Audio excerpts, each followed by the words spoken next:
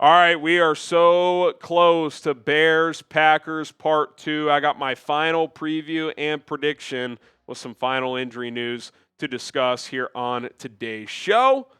If you want the Bears to beat the Packers, hit that like button. I want to set a channel record. Our record for a single video on this channel is 3,512 likes. If you want to beat the Packers, you should want to set that record. So hit that like button. It's going to take all of us, and let's go.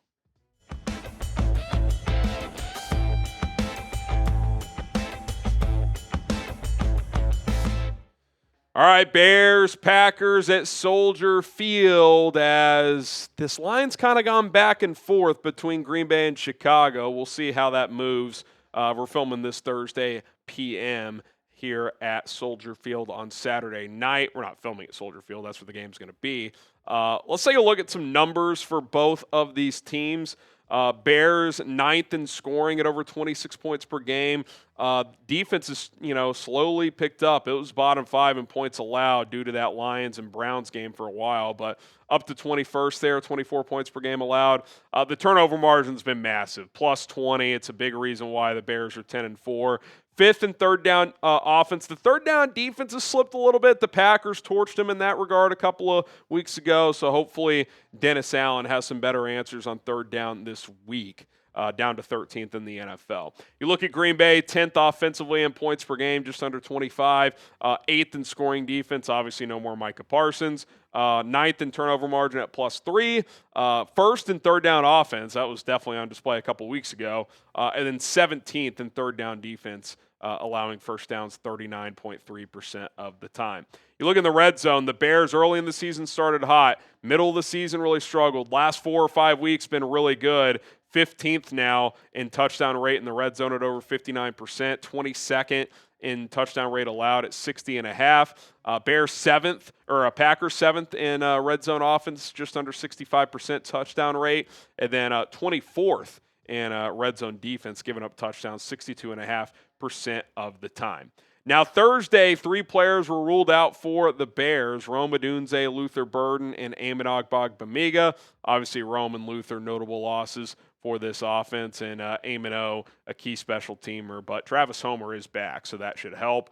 The following players are questionable. I do expect most, if not all, of these players to play. Now, depending on when you're watching this, we might have clarity on Tremaine Edmunds if he's been activated off short-term IR. As we film this on Thursday, he has not been activated, but I do think he's going to play, so hopefully that's the case, and then the other 3 guys should be good as well. Packers have a lot of guys that are questionable. Josh Jacobs, Zach Tom, 2 guys to watch. They did not practice this week, but Matt LaFleur says he's given them until those inactives are due on Saturday night, so keep an eye on that. Christian Watson, I do expect to play, as I do Dontavian Wicks. I don't think Evan Williams will play, but we'll see.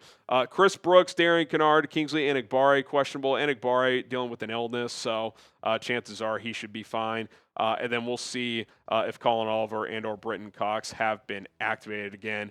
Keep an eye on the news cycle there. Out for the Packers, Marshawn Lloyd, Josh Wiley, and John Williams. Obviously, Micah Parsons no longer in the fold as well. It's been a battle between us and the Packers report this week in our subscriber battle. They have picked up 649 new subscribers this week. We've picked up 578.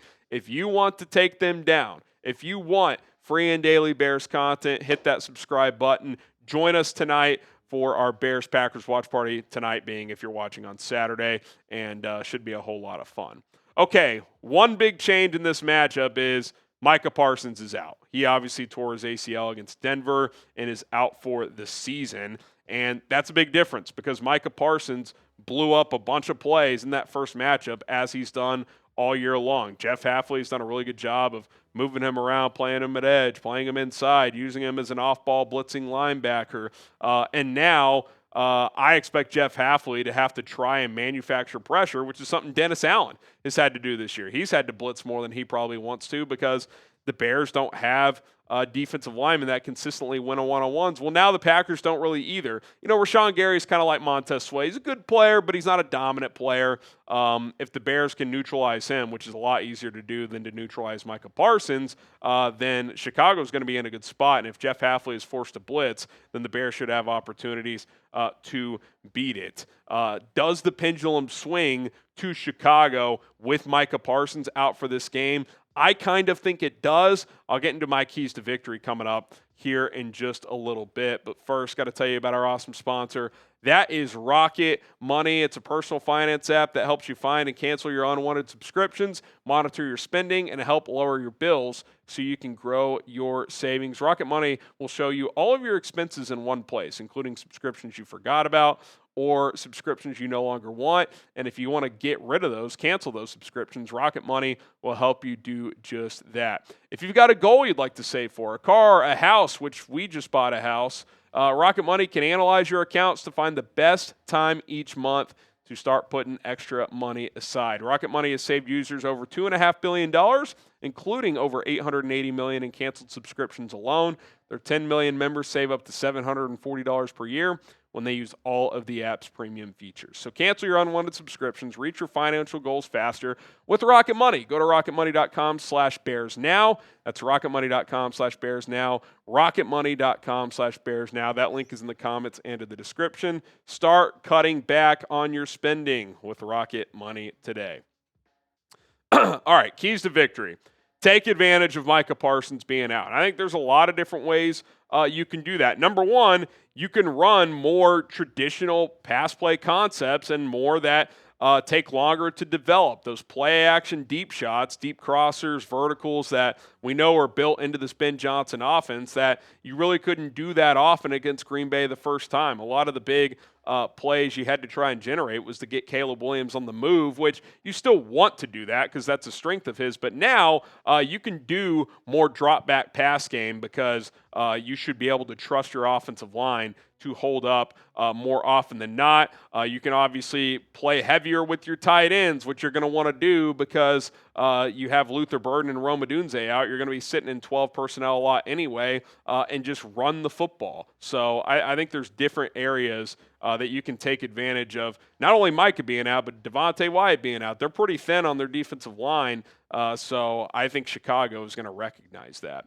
Number two, I expect Jeff Hafley to blitz quite a bit. You need to find answers for those blitz looks. Like, that was a big issue, or that could be a big issue if you're not ready for that. I think Ben Johnson will be. If I'm Ben Johnson this week, I'm thinking Jeff Hafley is going to blitz me quite a bit. So I am looking to counter off of that. Slants, find your hots, having Caleb Williams understand those situations because Jeff Hafley has not had to blitz a lot this year. Why? Because Micah Parsons is wrecking game plans on his own. So I think Hafley's going to be more creative and, maybe slip some screens out off of it to beat those blitzes throughout this football game. Okay, number three, blitz Jordan Love less. It didn't work the first time. It did not work the first time. Now, I'm not saying don't blitz him at all, but Jordan Love against the blitz, 9 for 12, $171, 3 touchdowns, almost a perfect passer rating.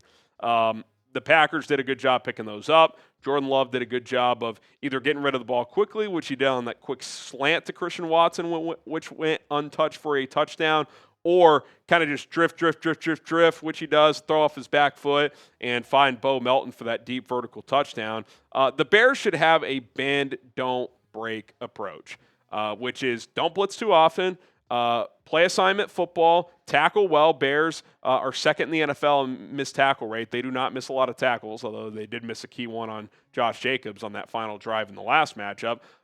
Tackle well and try to get off the field on third down or in the red zone, right? Force field goals and don't get burned on these explosives because a big reason why you lost the first matchup is Green Bay generated more explosives than Chicago. That was a big story in that football game. All right, lots of 12 and 13 personnel. We talked about this a little bit earlier. Some of that is just you're going to have to do that because you're thinner at wide receiver without Rome Odunze, without Luther Burden. But I think that's kind of a cornerstone of this offense anyway, especially 12 personnel. Colston Loveland, Cole Kmet, use those guys as extra blockers, run the football, be physical. We saw in this matchup last time in the second half, this offensive line and this offense as a whole was wearing down the Packers defense. Even Micah Parsons on some crucial plays was on the sideline sucking wind. He was gassed. I think this offensive line and these tight ends helping out can wear down Green Bay. So hammer them with the run game and then get play action going off of it with Colston Loveland, Cole Kmet, those guys slipping out for some downfield opportunities. And then the theme of the week is get revenge, fuck Green Bay, and go win the North. You can't clinch the NFC North this week, but you can get very, very close. If the Bears beat the Packers, they're a game and a half up in the division with 2 weeks to go, meaning their magic number is 1. They only have to win one of their final 2 games, or the Packers simply have to lose one of their final 2 games. Now, obviously, the Bears' final 2 games at San Francisco, at home against Detroit, not gimmies, but the Packers still have to play Minnesota and forget their other game, but they still have a couple of tough games as well. So you win this game, you're going to be in a very good position to seal the deal against the Packers and in the NFC North. So with all that being said, predict the score. Bears, Packers, who wins? What is the final score going to be? Before I realized both Luther Burden and Rome Odunze were going to be ruled out, I actually had the Bears 31-20. I kind of like Chicago to drop a mini hammer on Green Bay, not blow them out, but just kind of win this game convincingly. I still think the Bears win this game. 27-20. I think Micah Parsons alone just wrecked that game in so many ways the first time around. Green Bay doesn't have him anymore. Yeah, you're going to have to work around some things. You don't have Rome. You don't have Luther. But I think the Bears still have enough here. I trust Ben Johnson to have a good plan.